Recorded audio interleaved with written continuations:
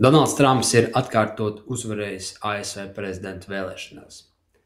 Paldies Dievam, es neesmu politiskais analītiķis vai žurnālists, līdz ar to man nav nekādas intereses veikt nekāda veida prognozes vai kaut kādā veidā iespringt uz amerikāņu politiku, ko es, paldies Dievam, neesmu darījis jau vairāk nekā 10 gadus. Bet šeit gan ir viena svarīga lieta, jo tomēr fakts paliek fakts. Donalds Trumps ir ASV prezidents un viņš ir faktiski viena no ietekmīgākajām pasaules personām.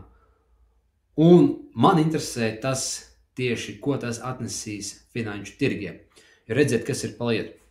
Lielā mērā Donalda Trumpa priekšvēlēšana kampaņa balstījās uz ASV ekonomiku un to, kā uzlabot dzīvi vidējiem amerikānim. Kas īstenībā, šķietam varētu būt loģiski, bet tajā pat laikā diezgan paradoxāli, jo redziet, kas pa lietu. Amerikāņu ekonomiskā izaugsme ir bijusi daudz labāka nekā Latvijas ekonomiskā izaugsme un arī Eiropas Savienības vidējā izaugsme pēdējo gadu laikā.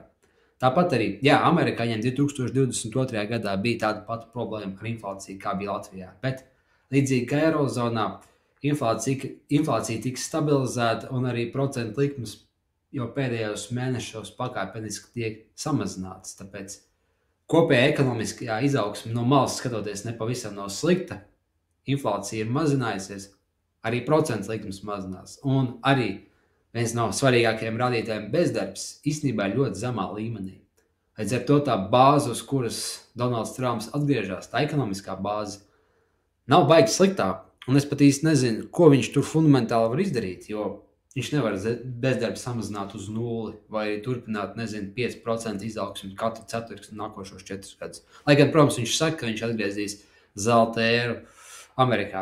To mēs varēsim paskatīties un novērot. Bet jebkurā gadījumā viņam īstenībā ir diezgan sarežģīts izaicinājums noturēt un uzlabot esošos ekonomiskos rādītājus nākošos 4 gadus, kas īstenībā ir sanācis tikai ļoti, ļoti, ļoti retos gadījumos, kad pasaule bija pilnīgi pavisam savādāka.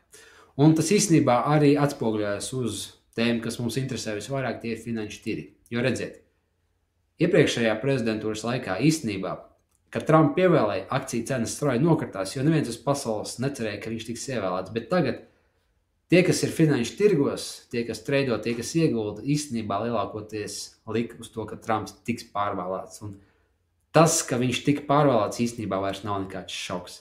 Bet tik un tā, akciju cenas uzrādīja diezgan ievērojumu kāpumu un tagad jau ir patstāvīgi augstākajā līmenī, kādas viņas jebkad ir bijušas. Un kas ir vēl interesanti, pēdējos 2 gados, 2023. un 2024. gadā, akciju cenas ir uzrādījušas vairāk nekā 20% kāpumu katru gadu, kas īstenībā ir diezgan rets rādītājs. Un ja Donalds Trumps domā to atkārtot, viņam īstenībā būtu jāuzrāda laika posms, kurā ir būtu bijis vislabākā akciju cenu izaugsme moderno finanšu vēsturē, jo kaut kas līdzīgs bija tikai viena posma, tas bija 90. gadu vidus un 90. gadu otrā puse Amerikā. Un tad pavisam citā formā izskatījās pārējā pasaule. Tad nebija tāda kā ar tuvajos austrumos un viennozīmīgi nebija tāda kā ar Eiropā. Tāpēc pasaules ģeopolitiskā situācija tagad ir pavisam cita. Un arī iekšpolitiskā situācija Amerikā tad bija maigi izsakoties daudz mierīgāk nekā tagad. Bet jebkurā gadījumā, ja viņš to grib atkārtot, viņam ir jāizdara ārkārtīgi liels challenge, kā to pašu amerikāņi teiktu, turpināt atkārtot šo pēdējo 2 gadu fenomenālo izaugsmu akciju tirgos. Un protams, viņš arī teica, ka bitcoins, viņš teica, ka kriptovalūtu galvaspilsēta būs Amerika, un, protams, bitcoins uz to līdzīgi reaģēja, jo uzrādīja, diezgan iespaidīgi nedēļas kāpumu un pašlaik ir augstākajos līmeņos, kāds viņš jebkad ir bijis. Vai tas tā turpināsies? Par kriptovalūtām es nekad neesmu vispār teicis nekādas prognozes, jo tur var notikt jebkas. Bitcoins var uzkāpt uz 200,000 un viņš var nokrist uz 10,000 vienu gadu laikā. Tāpēc here all bets are off. Bet tas nav interesantākais tirgus kontekstā ar Donaldu Trumpu, jo te interesantākais tirgus ir īstenībā naftas tirgus. Jo Donalds Trumps bija solījis, ka viņš samazinās naftas cenas uz pusi, lai palīdzētu ar tik galā ar cenu kāpumu amerikāņiem. Viņš to izdarīs, palielinot naftas ieguvi Amerikā. Bet interesanta lieta gan ir tāda, ka, ja viņš to izdarītu un naftas cenas būtu $40, lielākā daļa naftas tirgus Amerikā būtu mīnusos, jo darbs smilts Kanādā, kas ir primārais amerikāņu naftas iegūs avots, faktiski īstenībā ir pelnošs tikai virs apmēram $50. Un, protams, pat ja viņam tas izdotos, visā pārējā pasaulē tāpat notiek naftas ražošana, un OPEC un Krievija visdrīzākais uzskatīs savādāk, un viņi gribēs samazināt naftas ražošanu. Tāpēc, ko es te gribu teikt?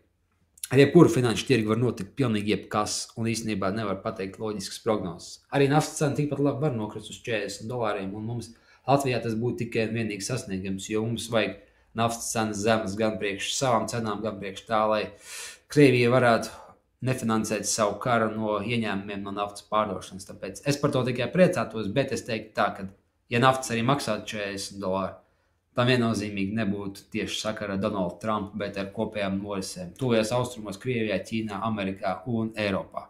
Kā tas tad ir vienmēr noticis. Tāpēc uz to skatīsimies. Un redziet, jā, te ir viena lieta.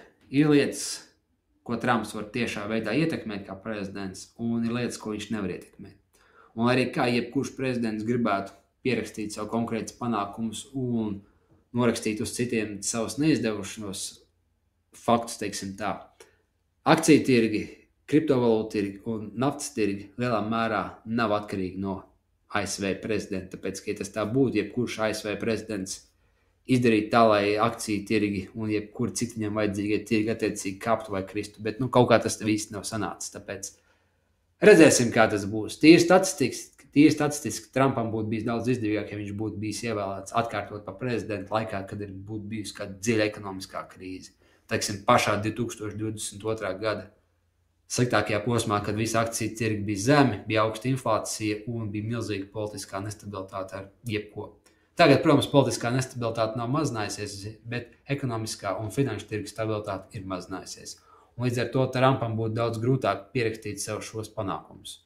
Jo atkārtot tādus, kā viņi bija pēdējos 2 gados, kā jau es teicu iepriekš, būs ļoti, ļoti sarežģīti. Bet skatīsimies. Finanšu tirgi dara daudzas interesantas gājienus, kurus neviens neparedz, un tāpēc jau viņi ir tik interesanti. Bet, es būtu piesardzīgs savās prognozēs un tikai teikšu to, ka viņa lielākā problēma ir tā, ka viņam ir latiņa, no kuras jau ir ārkārtīgi grūti pakāpties, un tā nebija 2016. gadā. Bet, kā būs, tā mēs skatīsimies. Katrā ziņā garlaicīgi, protams, šeit nebūs.